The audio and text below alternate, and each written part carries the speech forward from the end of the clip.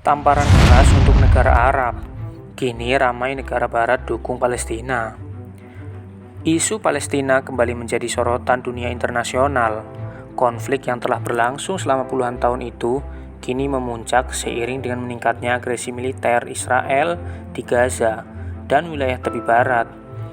Dunia internasional dikejutkan oleh serangan besar-besaran yang tidak hanya menimbulkan kerusakan infrastruktur, tetapi juga menelan banyak korban jiwa dari kalangan sipil. Dalam suasana inilah muncul gelombang dukungan dari berbagai negara, termasuk negara-negara barat yang sebelumnya sering dipandang pasif, bahkan condong mendukung Israel.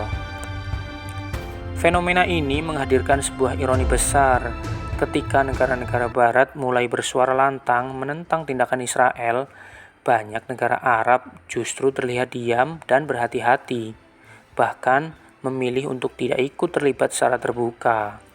Mengapa negara-negara Arab yang memiliki keterikatan langsung baik secara agama maupun geografis dengan Palestina justru memilih jalan yang sunyi?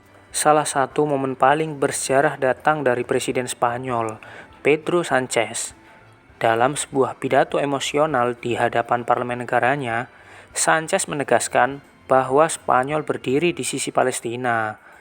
Ia menekankan pentingnya mengakhiri penderitaan rakyat Palestina dan menyatakan bahwa negaranya mendukung penuh solusi dua negara sebagai jalan keluar yang adil. Ustedes saben que el desastre humanitario que el gobierno de Netanyahu está perpetrando en Gaza y también en Cisjordania es una infamia que será recordada en los libros de historia como uno de los episodios más oscuros del siglo XXI. Y ustedes saben también que Europa no está haciendo lo suficiente para tratar de frenar este genocidio. Vamos también, señorías, en este Consejo Europeo solicité la suspensión inmediata de dicho acuerdo con Israel. Porque no puede ser socio de la Unión Europea quien pisotea sus principios fundacionales, ni quien usa el hambre y la guerra para aniquilar a un Estado legítimo. Así de simple.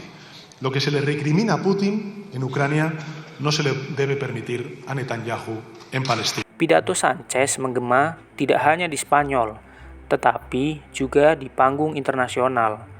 Banyak pihak menyebutnya sebagai langkah berani, mengingat Spanyol adalah anggota Uni Eropa yang memiliki pengaruh cukup besar. Lebih dari itu, Sánchez menyinggung soal kemunafikan global dalam menghadapi isu Palestina.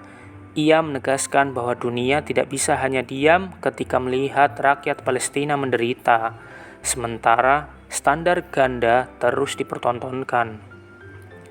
Kata-kata Sánchez ini menjadi tamparan moral, tidak hanya bagi Israel dan sekutunya, tetapi juga bagi negara-negara yang memilih bungkam.